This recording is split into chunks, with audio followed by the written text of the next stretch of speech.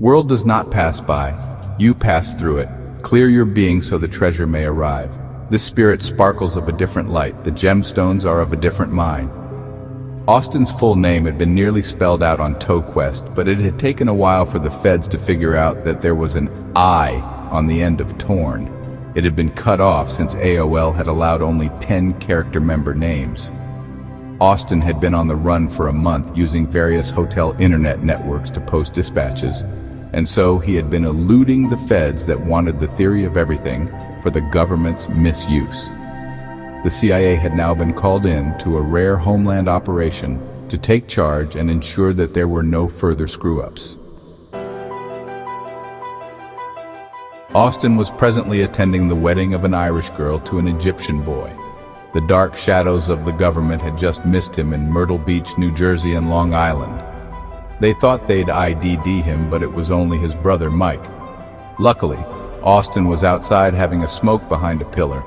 Austin leaped over the railing and into his fully restored Corvette convertible and drove off. In his car was the contents of a package delivered by Ninja Express the day before. An agent still outside alerted the CIA commander inside, and the agents rushed towards the doors, although slightly disoriented by the repetitive and trancing beat of the Egyptian dervish music, and tried to get through the many wild cane dancers. There was some clumsy fiddling with the door chains, and then they were all off after Austin.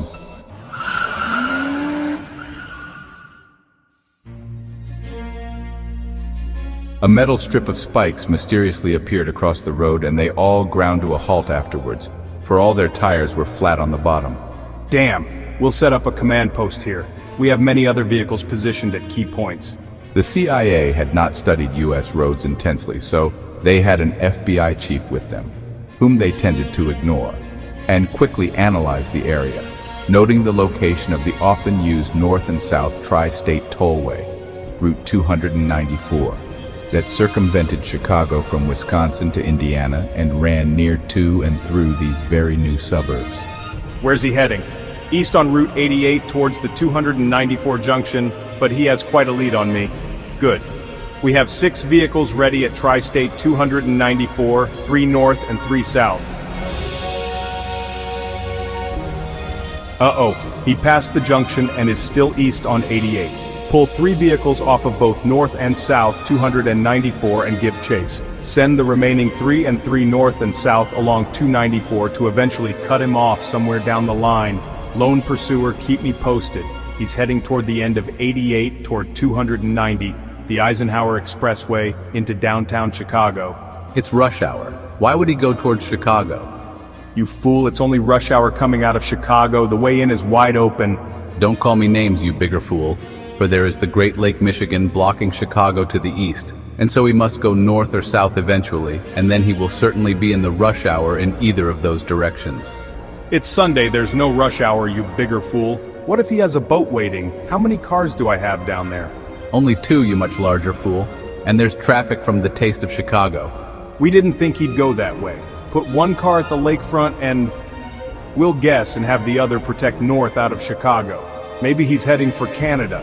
Why didn't you give me all you had on Chicago sooner, you huge fool? I did, you gigantic fool, but I guess you weren't hearing me through your iPod. It was great music, you humongous fool. Luckily for you, the 6 CIA vehicles that we pulled in from the tri-state are now closing the gap, for they started out ahead or about even with him. How could that be? It's odd that they were even and are now more behind. What the? Austin had navigated a little-known shortcut from Route 88 to the Eisenhower, 290, and was doing 140 miles per hour towards Maywood. However, the followers were doing 150 miles per hour. My hometown is approaching fast, noted Austin.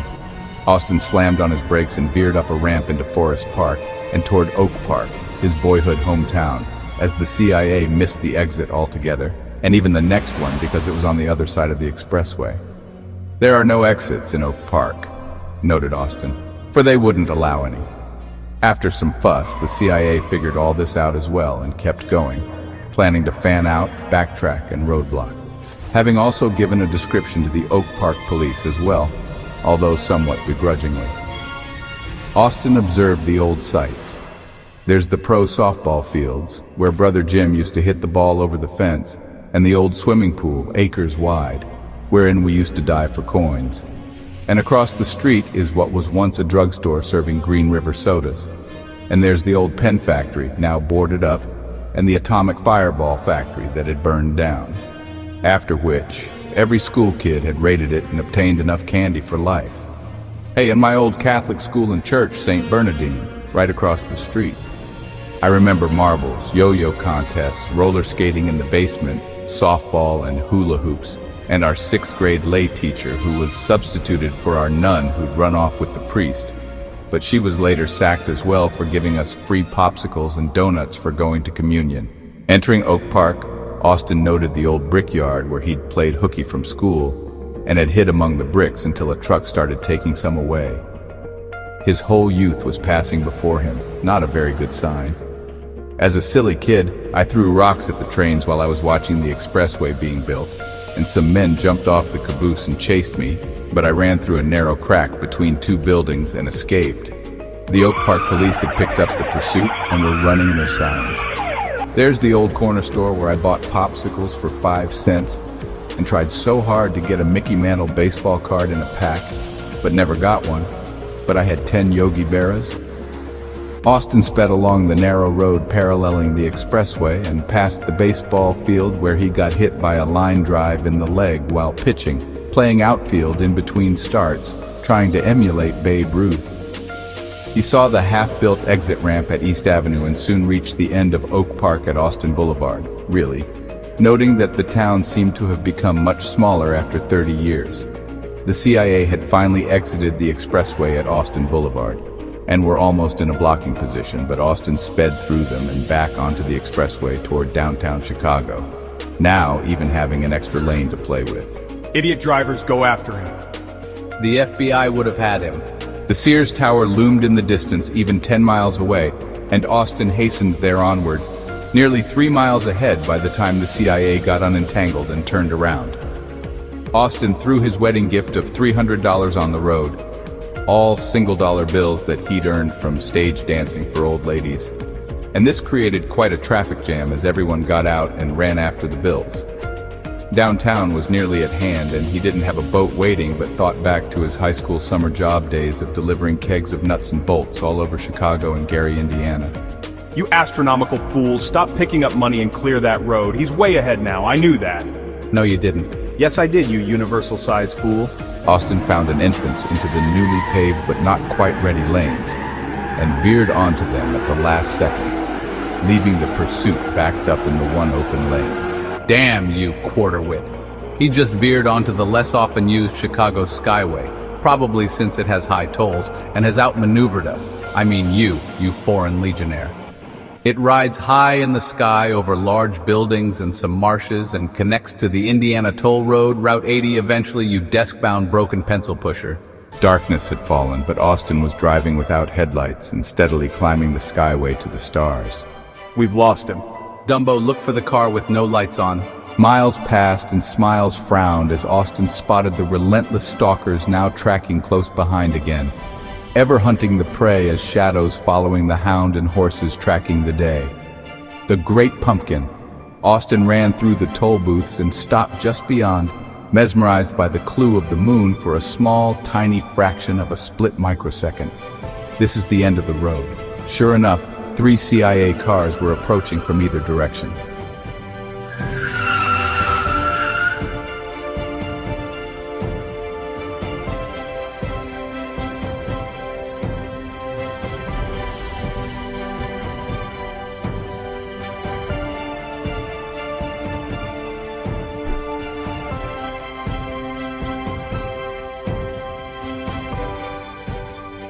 Welcome in, Ninja Center, Mr. Torn. I am 9th degree Grand Master of Indiana. Did the ending have to be so rough? How I know? You wrote it, plus we buy you new car. That was my other self, you know, the one we address when we talk to ourselves. I schizo too, and so am I. Haha. We train you 6th sense, then all rest of sense. 6th? Yes, it makes sense of other 5.5. Half? Half is sense of know where body parts are. They forget count it. Now, nonsense turned to sense by 6th sense. Brain give wave of perception of itself, go to mind to feed back to brain for future, and also present to consciousness. But one continue learning enhance whole process, so no worry of no free will.